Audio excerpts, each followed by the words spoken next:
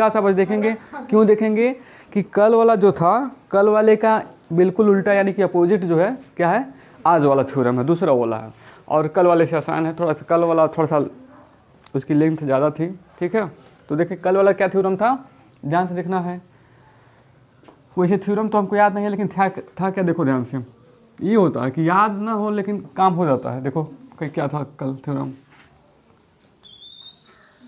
कि थ्योरम था क्या था कि यदि किसी त्रिभुज में, ठीक, यदि किसी त्रिभुज में किसी एक भुजा के समांतर, थ्योरम मैच कर देखते रहना क्या, ये सही बोलेंगे कि यदि किसी त्रिभुज में, ठीक, किसी एक भुजा के समांतर, ठीक है, किसी एक भुजा के समांतर दो अन्य मतलब अन्य दो भुजाओं को प्रतिच्छेद करने वाली रेखा खींची जाए, ये है ना, प्रतिच्छेद करने वाली रेखा खींची जाए, तो वो अन्य दो भुजाओं को समान अनुपात में क्या करती है, विभाजित करती है। तो यही कल वाला थ्योरम था।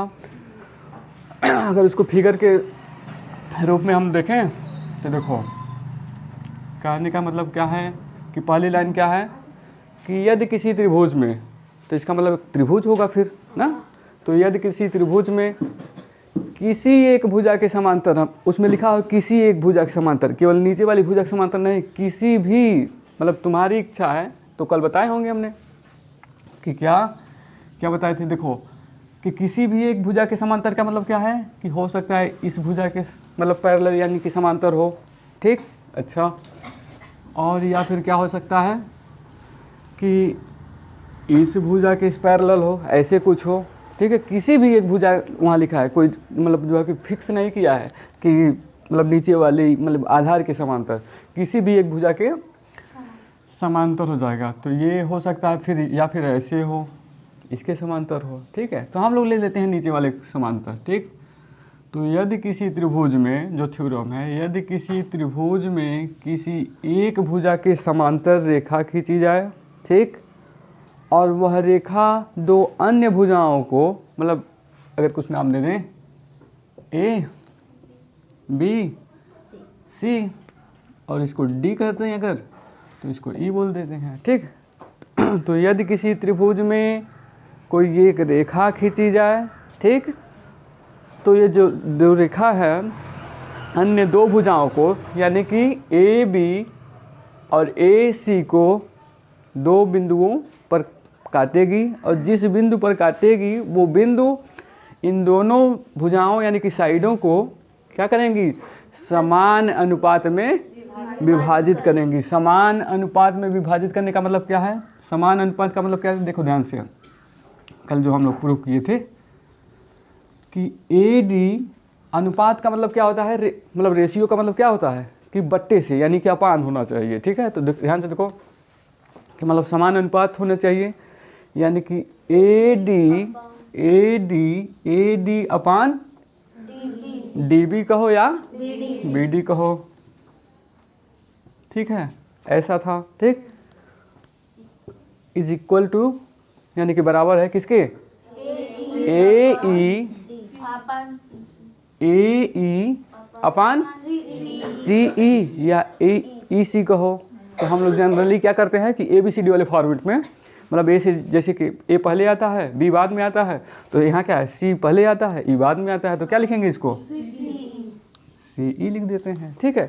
तो यही हम लोग प्रूव किए थे, यही मतलब है। आज क्या करना है हम लोग को दूसरे वाले थ्योरम में, कल वाले में क्या बोल रहा था, कल वाले में बोल रहा था कि अगर एक समांतर रेखा है किसी भी एक भुजा के समांतर, तो दो अन्य भुजाओं पर जब वो कट करेगा, ठीक है, जब कट करेगा तो कट करने के बाद जो बिंदु हैं मतलब दोनों भुजाओं पर, वो दोनों भुजाओं को समान अनुपात में डिवाइड करेंगे, मतलब बांटेंगे, विभाजित करेंगे। आज वाला थ्योरम क्या कर रहा है, आज इसका बिल्कुल अपोजिट होगा। और इसमें हमको लगता है त्रिभुज तुम लोगों के सिलेबस में दो ही थ्योरम भी है ना। तो दूसरा वाला थ्योरम कह रहा है क्या कि अगर उसका उल्टा क्या कि अगर किसी त्रिभुज में दो ऐसे पॉइंट हैं किसी भुजाओं पर, ठीक, अगर किसी त्रिभुज में दो ऐसे पॉइंट हैं किसी भुजा पर जो भुजाओं को समान अनुपात में विभाजित करते हैं, ठीक, समान अनुपात में क्या करते हैं हम विभाजित करते हैं तो 102% गारंटी होगी उस थ्योरम के अनुसार कि क्या, कि वो जो रेखा है ना वो समांतर है। पहले क्या था, पहले समांतर दिया हुआ था, अब प्रूव करना था कि समान अनुपात में है। अब क्या है, समान अनुपात में है, अब समांतर हम लोगों को प्रूव करना होगा। ठीक है, बिल्कुल कल वाले के अब एकदम अपोजिट है। ठीक, तो दूसरा वाला थ्योरम अब हम लोग शुरू करते हैं आज। ठीक है, तो देखो थोड़ा सा स्टेटमेंट में बताओ, लिख दें इस पर, थोड़ा सा वो कैमरे में आ जाए। ठीक है,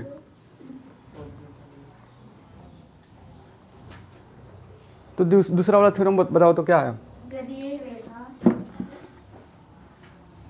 यदि एक रेखा यदि एक रेखा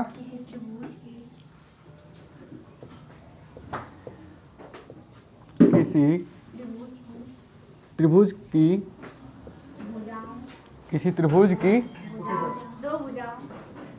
किसी त्रिभुज की दो भुजाओं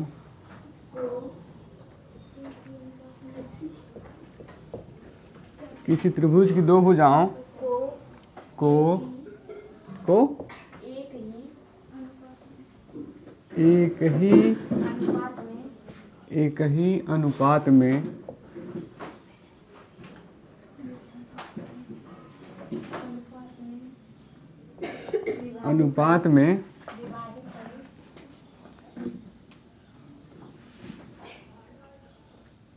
विभाजित करे हाँ,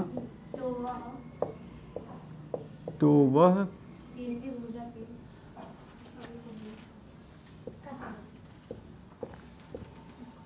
तीसरी भुजा के क्या होगी,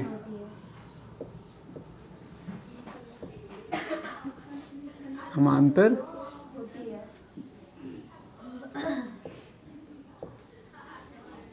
होती है। ठीक है, तो इसको हम लोगों को प्रूव करना है। ठीक है, तो इसका देखते हैं क्या इसका तरीका है। ठीक है, क्यों हंस रही हो जी? हाँ, खोल के हंस लो, जब हंसो तो इन सबों को भी बता दो ताकि ये सब भी हंसते रहें। बस अपने में। अच्छा अब ध्यान से देखो, अब इसमें क्या है,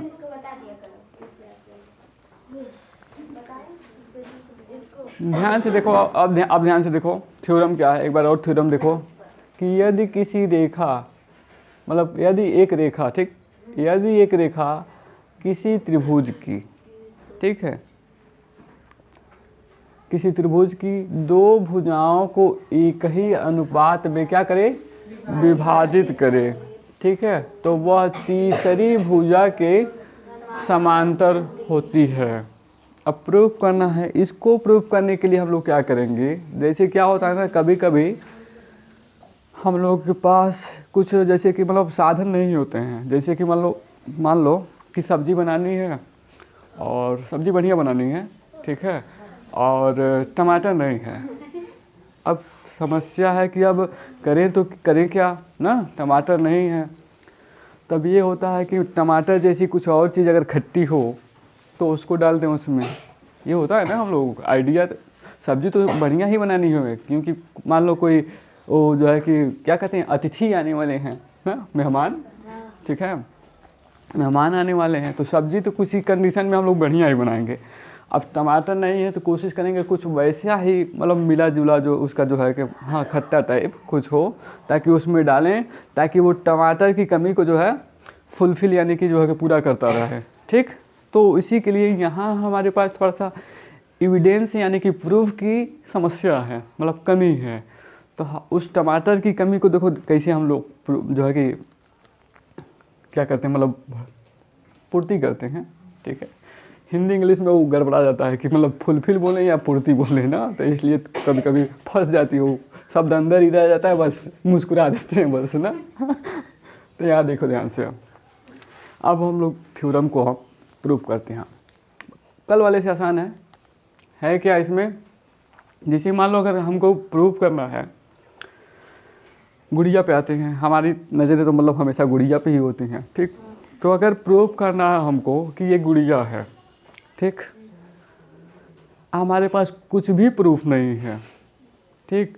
प्रूव करना क्या है कि ये गुड़िया है और हमारे पास कुछ प्रूफ नहीं है, ना तो गुड़िया का आधार कार्ड मेरे पास है, ना तो कुछ भी है, मतलब अभी, और वोटर कार्ड तो बना ही नहीं होगा इसका, ठीक है। तो अब हम क्या करेंगे कि हम ध्यान से सुनो, यही जो लॉजिक बता रहे हैं उसी लॉजिक से ये प्रूव हो जाएगा। जब भी एविडेंस की कमी हो, यानी कि प्रूफ की कमी हो, तो हम लोग इसी तरीके से बात करेंगे। जब चक्रीय चतुर्भुज प्रूव करना होता है, किसी चतुर्भुज को चक्रीय चतुर्भुज प्रूव करना होगा, चतुर्भुज में हम लोग पढ़ेंगे, क्वाड्रिलेटरल में पढ़ेंगे। तो अगर किसी चतुर्भुज को चक्रीय चतुर्भुज यानी कि साइक्लिक क्वाड्रिलेटरल प्रूफ करना होगा, तो वहाँ भी यही लॉजिक इस्तेमाल करते हैं, क्या कि एविडेंस वाला जो मतलब जो है कि कमी है। अब ध्यान से देखो, तो मान लिए हम क्या कि गुड़िया नहीं है, ठीक। जब भी होगा ये, तो हमेशा यही मानेंगे हम लोग कि गुड़िया नहीं है। तो अब ये होगा कि गुड़िया फिर जो है कि चंद्रकला होगी, ठीक है।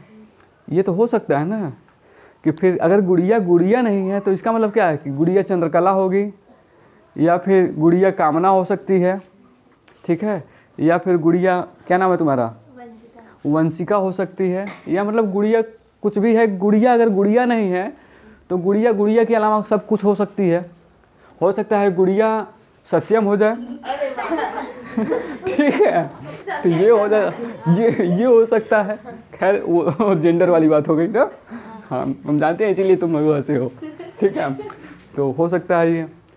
तो अब ध्यान से देना, जब ऐसे हम लोग मान लेंगे कि गुड़िया नहीं है, यानी कि फिर तब हम लोग फिर नीचे लिखते हैं क्या कि इसका मतलब क्या है कि गुड़िया चंद्रकला है, या फिर गुड़िया ये है, मतलब सत्यम है, या फिर गुड़िया ये है। और लास्ट में हम लोग क्या कहेंगे, अब चूंकि चंद्रकला का घर उधर है, हाँ चंद्रकला का घर उधर कहीं है, सत्यम जो है कि कृष्णा का भाई है, ठीक है, और फिर मतलब जो कुछ होगा उसका एविडेंस देंगे कि वो यहाँ से संबंधित है। इसलिए कहेंगे कि न तो चंद्रकला जो है कि गुड़िया है, न तो सत्यम गुड़िया है, और न तो फिर कोई और गुड़िया है। इसका मतलब ये है कि हम जो सोच रहे थे वो गलत सोच रहे थे, और इसलिए लास्ट में लिखते हैं इसलिए गुड़िया है। ऐसे प्रूफ करते हैं हम लोग। जब भी एविडेंस की कमी हो, तो यही कहानी हमेशा याद रखना है। जब भी अपने पास प्रूफ ना हो कि ये सत्यम है, तो इसी तरीके से बात प्रूफ करी जाती है। तो यहाँ वही करेंगे कि हमारे पास एविडेंस यानी कि प्रूफ की कमी है, तो हम लोग क्या करेंगे, देखो ध्यान से, कि कह रहा है कि समांतर प्रूफ करिए, ठीक है ना, कि अगर यदि किसी एक रेखा किसी त्रिभुज की दो भुजाओं को एक ही अनुपात में विभाजित करे तो वह तीसरी भुजा के समांतर होती है। तो हम ये मान लेंगे कि मान लें हम कि तीसरी भुजा के समांतर नहीं है। तब जब समांतर नहीं होगी तो क्या क्या होगा, उसी के आधार पर हम लोग करेंगे। देखो ध्यान से, तो आते हैं, आप अपना काम करते हैं, ठीक। यदि एक रेखा है, मालूम हो गया, ठीक। अच्छा, किसी त्रिभुज की, तो त्रिभुज है, तो पहले हम लोग एक काम कर लेते हैं, पहले बस वो जैसे जैसे बोले वैसे वैसे करते जाना है। कुछ अगर थोड़ा सा सोचने की तुम लोगों को आदत है तो आराम से एकदम जो है कि कर ले जाओगे, ठीक है। बस सोचने की आदत होनी चाहिए। अब देखो ध्यान से देखो, तो किसी त्रिभुज की, तो कोई त्रिभुज हमने बना दिया, नाम भी दे देते हैं, ए बी सी, कोई नाम दे दिया हमने। अच्छा, अब क्या कर रहा है, यदि एक रेखा किसी त्रिभुज की, ठीक है, मतलब एक रेखा भी है कहीं, ठीक है, दो भुजाओं को एक ही अनुपात में विभाजित यानी कहीं कट कर रही है, ठीक है। तो मान लिया हमने कि ये रेखा है, ठीक, इसका भी वही कल वाला नाम दे देते हैं, डी और ई, ठीक। हाँ, लेकिन एक बात याद रखना है, कल वाले फिगर में ये हमको पहले मालूम था कि BC समांतर है D मतलब DE के, या DE समांतर है BC के। आज ये समांतर मालूम नहीं है, ये प्रूव करना है हम लोगों को। ठीक है, ध्यान से देखना है, कल मालूम था, आज वही चीज़ प्रूव करनी है। ठीक है, ये हो गया, ऐसा है। तो वह तीसरी भुजा के क्या होगी, समांतर होगी।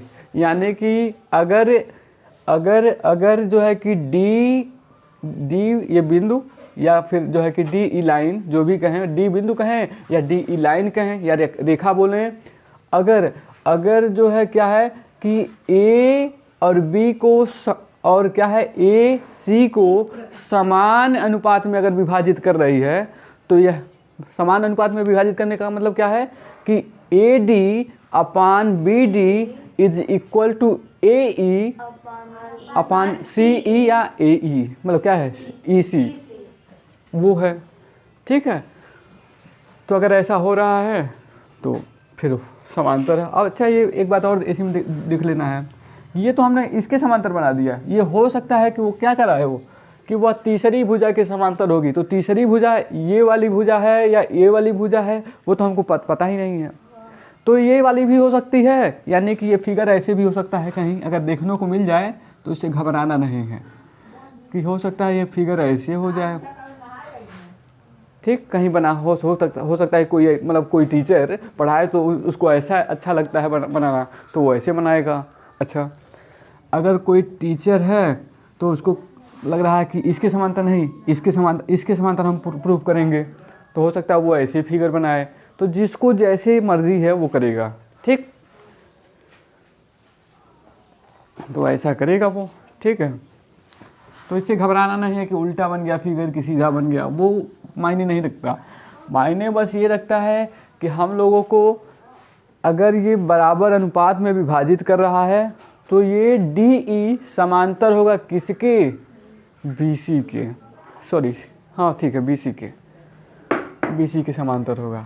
तो अब यहाँ ध्यान से देखते हैं, वही अगर हम लोग इसका सलूशन निकालें,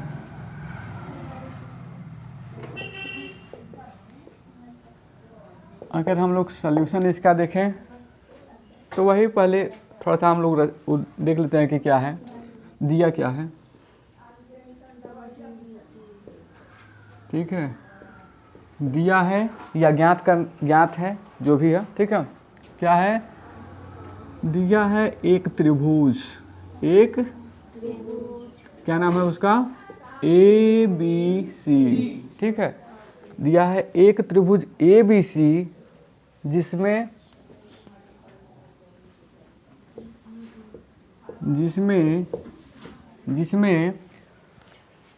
रेखा DE, जिसमें रेखा DE ऐसी है, मतलब सच दैट ना, ऐसी है या इस प्रकार है। ठीक है, ऐसी है कि क्या है, ऐसी है कि ये भुजा ऐसी है कि, ठीक है, कि भुजा क्या है, AB ना, AB ये वाला A और ये B, भुजा AB तथा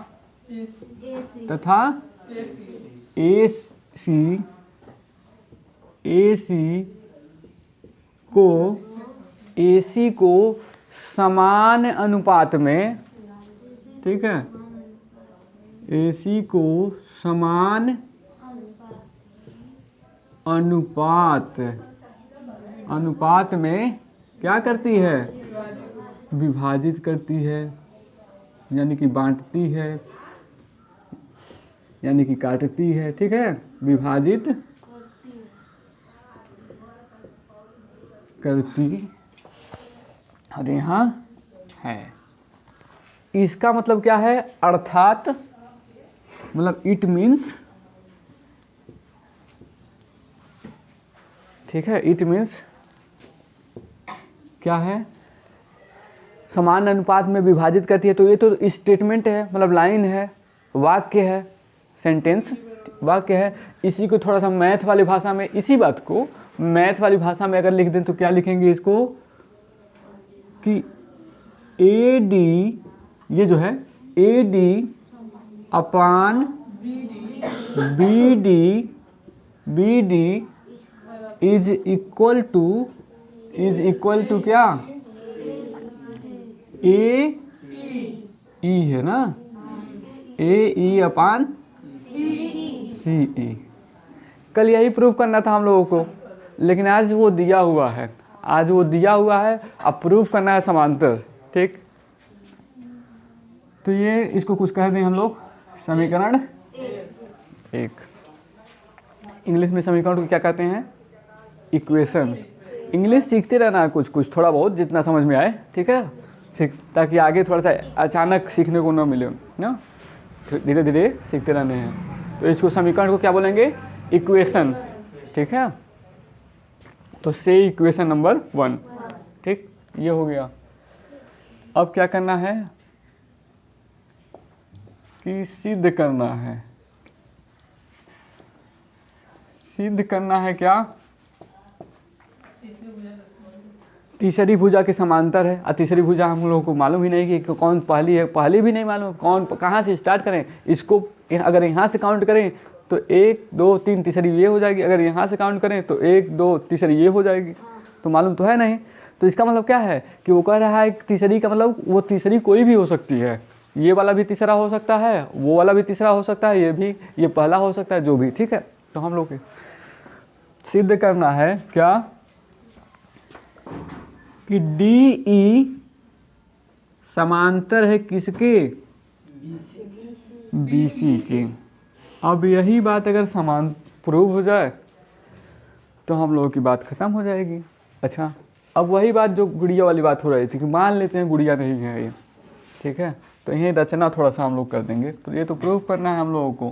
ठीक, रचना में थोड़ा सा, रचना हमेशा तब करना पड़ता है जब थोड़ा सा मतलब प्रूफ वगैरह नहीं होता है, कुछ ज़्यादा करना पड़ता है फिगर में। ठीक है, तो रचना में क्या करें कि अगर मान लें, ध्यान से देखो, इधर ध्यान से देखो, क्या नाम है, इधर देखो, अनुभव, इधर देखो, एक्सपीरियंस हो तुम्हें तो सोर्स ऑफ नॉलेज हो, तो इधर देखो।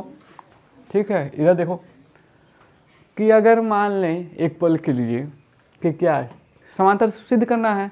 मान लेते हैं कि DE BC के समांतर नहीं है। ठीक है, समांतर नहीं है, तो इसका मतलब क्या है कि फिर कोई और रेखा समांतर होगी कि नहीं होगी। आखिर मतलब जो है कि एक बिंदु तो पता नहीं कितनी रेखाएं, अगर कोई पूछ दे, ध्यान से देखना, ये भी कभी न कभी आया हुआ क्वेश्चन है कि एक पॉइंट है, एक पॉइंट से कितनी रेखाएं खींची जा सकती हैं, तो इनफाइनाइट उसका आंसर है कि पता नहीं कितना हो सकता है। देखो, कोई इधर से खींचेगा, कोई इधर से, कोई इधर से, कोई इधर से, कोई इधर से, पता नहीं कितना। कोई इसी में यहाँ से खींच देगा, गुड़िया आएगी तो यहाँ से खींचेगी, चंद्रकला आएगी तो इधर से खींचेगी। मतलब जितने बच्चे आएंगे इधर उधर से खींचते रहेंगे, और खींचते खींचते मतलब सदियाँ मतलब शताब्दी समाप्त हो जाएगी। फिर से नया साल आ जाएगा, जैसे आने वाला है, फिर से आ जाएगा एक बार, लेकिन वो ख़त्म नहीं होगा। तो उसका आंसर वही है, मैथ की भाषा में जो ख़त्म नहीं होता है उसको क्या बोलते हैं, इनफाइनाइट। ठीक है, मतलब जो कि फाइनाइट नहीं है। फाइनाइट का मतलब क्या होता है, फाइनाइट को हिंदी में कहते हैं सीमित, यानी कि सीमा, जिसका सीमा हो, बॉर्डर हो, हाँ बॉर्डर हो, उसको हम लोग कहते हैं क्या, फाइनाइट। और जिसकी बॉर्डर नहीं है, सीमा नहीं है, अनलिमिट है, मतलब लिमिट ही नहीं है, उसको क्या कहते हैं, इनफाइनाइट। ठीक है, तो ये हो गया। ये इसको भी जानते चलें हम लोग, ताकि ऑब्जेक्टिव में अगर आए वो गोला भरने वाला, तो उसको भी करते रहें हम लोग। ठीक है, तो इसीलिए बोलते रहते हैं, ताकि ये एक सवाल में एक बार एक जानकारी और हो गई। ठीक है, तो ये हो गया। तो वही इसमें मान लेते हैं कि जो है कि क्या, कि DE समांतर नहीं है BC के। तो इसका अगर समांतर नहीं हो तो क्या मतलब है, तो फिर वही कि अब डी ई से तो कई रेखाएं मतलब निकाली जा सकती हैं, तो हम लोग ऐसा रेखा खींच लेते हैं। जब अगर ये समांतर डी ई समांतर नहीं है तो हम लोग कोई एक रेखा ऐसी ले लेते हैं, हम लोग जानते ही हैं, तो उसको ऐसा हम लोग खींचेंगे कि वो समांतर ही रहे, क्योंकि हम खींच रहे हैं।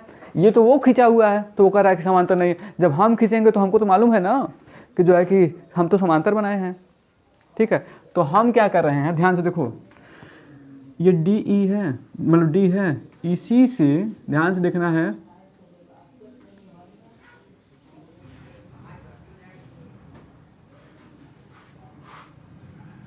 ध्यान से देखो, जब नहीं समझ में आएगा तब बोलना। अब हम क्या किए कि ये सब मान लिए कि मतलब समांतर नहीं है, लेकिन अब कहें कि अगर समांतर नहीं तो हम अब रेखा खींच रहे हैं कि ऐसी रेखा खींचेंगे जो क्या होगी, बीसी के समांतर होगी। ये हमने खींचा है तो उसकी गारंटी हम ले रहे हैं, 102% गारंटी है कि जो है क्या है, वो समांतर है। अब देखो ध्यान से, और इसको मान लेते हैं कुछ कि अगर ये नीचे वाला ई है तो ये क्या है, ई डैश मान लेते हैं। अब आते हैं रचना में, जो हमने काम किया है वो वही रचना में थोड़ा सा लिख देते हैं बस। क्या रचना में कि माना कि डी ई समांतर नहीं है किसके, बीसी के, ठीक है। माना डी ई समांतर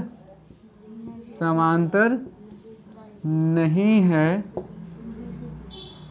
बीसी के, ठीक। यहाँ की अगर लिख दें तो और थोड़ा सा स्पष्ट हो जाएगा अपने भाषा में, जितना लैंग्वेज आसान हो वही है, ठीक। माना डी ई समांतर नहीं है बीसी के, इसलिए या अतः, ठीक, अतः डी ई डैश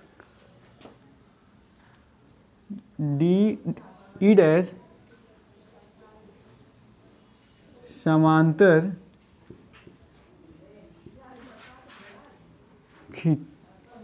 ठीक है, खींचा, ऐसे लिख देते हैं कि डी ई डैश खींचा जो समांतर है, खींचा जो समांतर है, यानी कि पैरेलल है, ठीक है, समांतर है किसके, बीसी के, ठीक है, जो समांतर है किसके, बीसी के, ठीक है। तो अब देखते हैं क्या है ये, और क्या है कि अब हम लोग अगर समांतर है तो कल वाला थ्योरम कि अगर समांतर है तो फिर बराबर भुजाओं बराबर अनुपात में विभाजित करेगा, इसलिए अब यहाँ क्या होगा, इसलिए ध्यान से देखो कि कल वाले थ्योरम से कि अगर अब समांतर है तो कल वाला थ्योरम तो हम लोग याद ही है क्या, कि अगर समांतर है तो इसको जो अन्य दो भुजाएं उसको समान अनुपात में क्या करेगा, विभाजित करेगा। यानी कि हमारे कहने का मतलब क्या है, इसलिए ए डी, ध्यान से देखना, A D upon B D is equal to क्या, ए ई डैश। अब ई डैश बात करेंगे, उसकी बात नहीं, क्योंकि वो समांतर ही नहीं है। अब फार्मूला जो मतलब थ्योरम जो कल वाला बताए थे वो तो समांतर होता है तब ना लागू होता है। तो अब यहाँ से इसको छोड़ देते हैं, अभी इसको ई को नहीं देखना है, ठीक। तो यहाँ क्या हो जाएगा, ए ई डैश अपान ई डैश सी या सी ई डैश, ठीक है, सी ई डैश, ठीक है। अब हम लोग आते हैं अपना वो प्रूफ करने की ओर। ध्यान से देखो कि उपपत्ति, ऐसे ना देखना, थोड़ा सा हिंदी थोड़ा सा गड़बड़ा जाता है कभी कभी, ठीक है। उपपत्ति में अगर देखें क्या, तो क्या करें हम लोग, बताओ कुछ आइडिया। एक आइडिया और है क्या कि इसको कुछ मान लें, समीकरण दो। समीकरण बस मानते क्यों हैं बताए हैं कि बातें हम मतलब ताकि हम ये बता पाएँ कि अगर वैल्यू यानी कि मान कहीं से ला रहे हैं तो कहाँ से ला रहे हैं, बस इतना बताने के लिए समीकरण मानते हैं। तो अगर ध्यान से देखें समीकरण 1 और 2 को, तो ये देखो ध्यान से कि AD अपन BD, AD अपन, ध्यान से देखो इधर सब लोग ध्यान से देखें समीकरण 1 को कि AD अपन BD, AD अपन BD यानी कि लेफ्ट हैंड साइड यानी कि बायां पक्ष क्या है, सेम है ना, बराबर मतलब वो एक ही है, और ये थोड़ा सा अलग अलग है। तो वही कल वाली बात, कल वाली जो लॉजिक है क्या कि अगर x बराबर है 3, हाई मान लो 3 है, AD जो है ये अगर 3 है और ये भी तो AD है मतलब वही है, तो अगर ये x बराबर है 3, ठीक, y बराबर है क्या 3, यानी देख रहे हो ये सेम है ही ना। ये तो सिंपल सा लॉजिक है, जो मैथ लगाता है उसको तो ये मालूम ही होता है। अब सेम है तो इसका मतलब क्या है कि x बराबर y, तो ये x बराबर y हो ही जाता है, नहीं हो जाता है। और इसी के लिए हमने माना हो, ये जुगाड़ मतलब भोजपुरी भाषा में कहते हैं जुगाड़ है ये। तो ये हमारा जुगाड़ था कि रच करके और जुगाड़ से हम लोग प्रूव करेंगे। अब कोई काटेगा भी नहीं। और चूँकि अब ये वीडियो तो अपलोड भी हो रहा है, अब तो कोई देख सकता है, गलत है तो बोले, ठीक। तो यहाँ ध्यान से देखना है, अब ध्यान से देखो तो वही क्या लिखेंगे उपपत्ति में, समीकरण यानी कि इक्वेशन 1 व समीकरण 2 से। समीकरण 1 और 2 से हम लोग क्या पाते हैं कि AE upon CE is equal to AE dash upon CE dash. कोई समस्या है यहाँ तक? अभी नहीं है तो अच्छी बात है। एक काम बस और कर लेते हैं क्या, हाँ, तो एक काम और कर लेते हैं क्या कि दोनों पक्षों में एक जोड़ के देखते हैं क्या होता है। अभी देखना कुछ बहुत अच्छा मतलब जो कि निष्कर्ष निकलने वाला है। अब बस हो गया ये, वही एक जोड़ने के बाद निष्कर्ष आ जाएगा, हो गया प्रूफ। देखो ध्यान से कि यहाँ लिख देते हैं क्या कि दोनों पक्षों में क्या करने पर, एक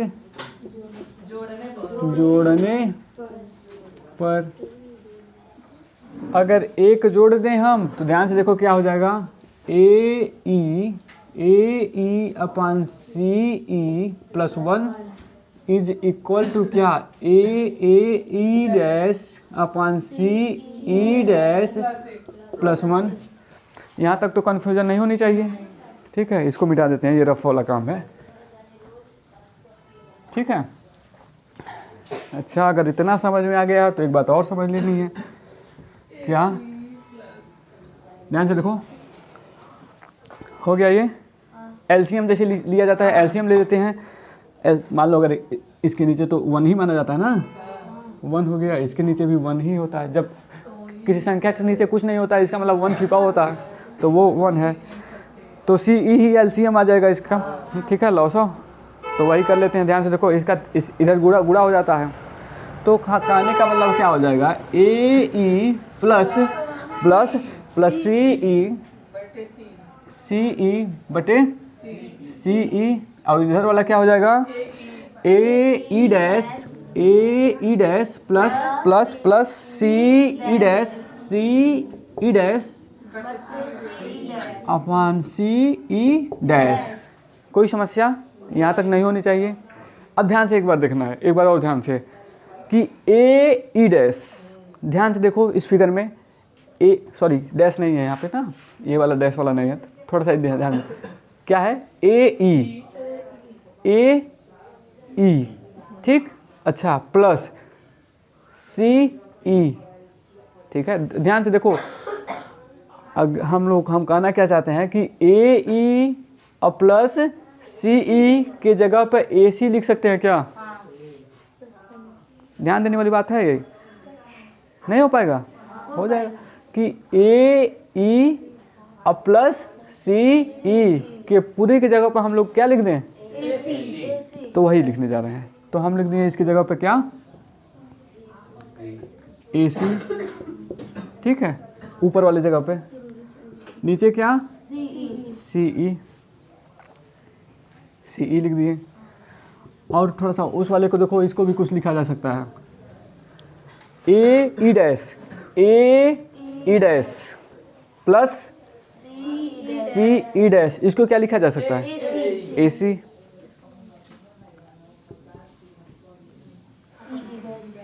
सी ई डैश, ठीक है। तो ए सी से ए सी कैंसिल, ठीक है, नहीं कटता है, ठीक है, ये हो गया। अब इसका तिरछा गुणा भी होता है, तो यहाँ कुछ नहीं तो क्या होता है? 1 ना।